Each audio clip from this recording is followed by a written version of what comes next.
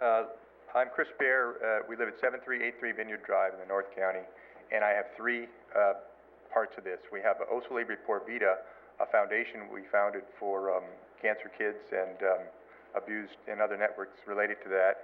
And we plan to, so everything you've heard today applies to us in the future on that. We also are a winery, so all of my practice speed reading, Commissioner Christie wiped me out when she said not to discuss those things. But I think it's important that, let's pretend for a moment my neighbor wants to have a sheep shearing party. Won't be a very popular event, but and he wants 400 people to come, and he sees that he can't do it because of the agricultural rules. Our ordinance, the winery event, which you stated is not going to be affected, I rightfully would understand his desire to change our rules. He'd say, look, you can do this because the winery event ordinance says you can, but we can't do it because of these new restrictions. Another very important observation of mine from firsthand experience is the ag tourism group, which previously was under a different name with a few of the same and a few different new members. I truly believe from experience, as stated here earlier, that they are such a small group of people with an agenda that is not even statistically measurable as to how many people in the county. Ag tourism and the county are affected productively and positively. Our rural roads are not affected by this. The tax dollars of the wine industry is $1.86 million was brought in last year, and I just believe that when an ordinance is brought by a few and tried to make more restrictions and make things more difficult, it's going to be detrimental to our survival. I heard the ag tourism representative mention that they don't want to see agriculture change businesses and start another business.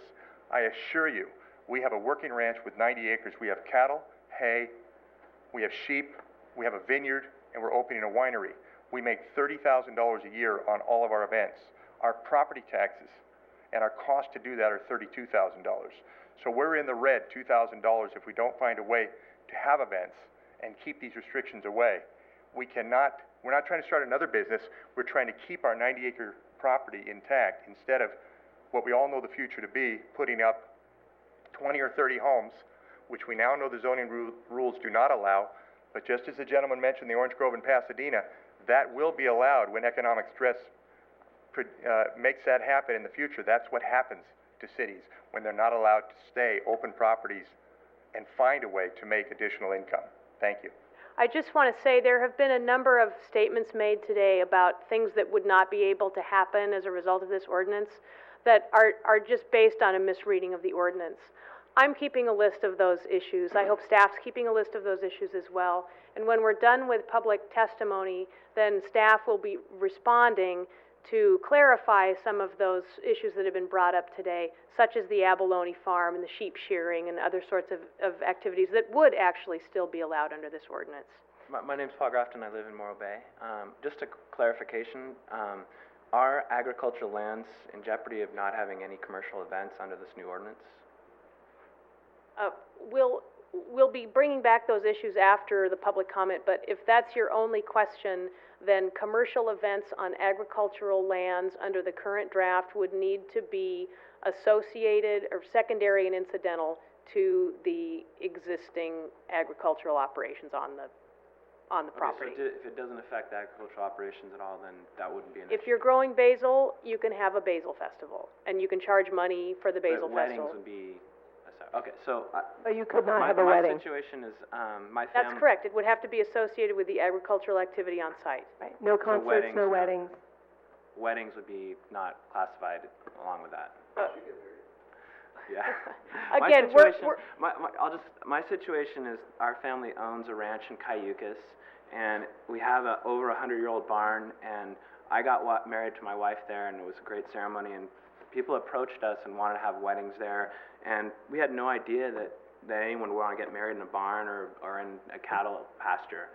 And so all of a sudden, there's a desire there, and of course, we were currently going through the process to get the proper permits, but the new ordinance would obviously dramatically affect our ability to have weddings on our site.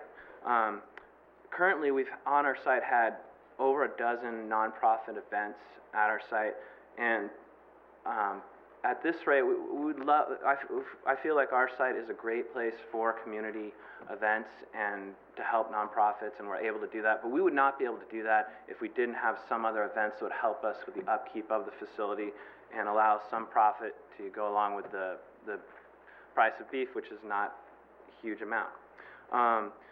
And there's one other thing that affects not just our ranch, but in this process, we've been approached by photographers, florists, caterers, hotels. There's a whole list of other groups that are affected if we can have weddings on our site in a positive way.